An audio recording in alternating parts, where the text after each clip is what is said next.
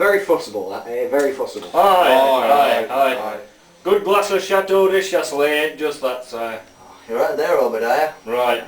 Hey, who'd have thought 30 years ago we'd be sat here supping Chateau de Chasselet? Aye, you're right. Of course, them days we were lucky enough to have a glass of tea. Right, a cup of cold tea. Right. Without milk or sugar? Or tea. In a crack cup and all. Oh, we never used to have a cup. We used to have to drink out of a rolled up newspaper. Oh, the best we could manage was to suck on a piece of damp cloth. But you know, we were happy in those days, although we were poor. Because we were poor. Right. My old dad used to say to me, son, money doesn't buy happiness. You were right. Right.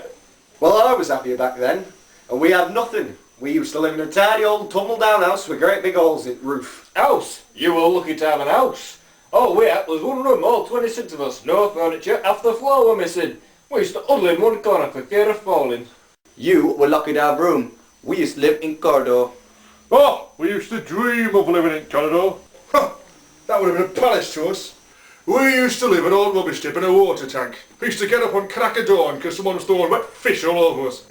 House, that was luxury. Well, when I say house, it's actually just a hole in ground covered by a sheet of tarpaulin, but it were a house to us. We were evicted from our hole in ground. Had to go live in lake.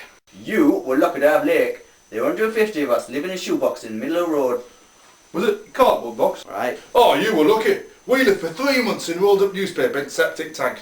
We had to get up every morning, clean the newspaper at 6 o'clock, go to work downmill 14 hours a day, week in, week out, for 6p a week. And when we got home, our dad would thrash us to sleep with his belt. Luxury. You used to have to get up out the lake at 3 o'clock in the morning, clean the lake, eat a handful of hot gravel, work 20 hours a day at mill for 2p a month, and then we'd come home and Dad would beat us round head and neck with a broken bottle, if we were lucky. Well, of course we had it tough. We had to get out of a shoebox in the middle of the night and lick the road clean with our tongues. We had to eat a handful of freezing cold gravel, work 24 hours a day at the mill for 4p every 6 years. And when we got home, our dad would slice us in two with a bread knife. Right.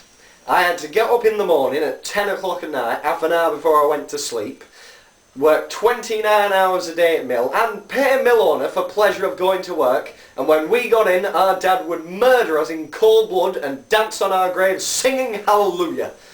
And you try telling the young people of today that, and they won't believe you. No, they won't. No, they won't.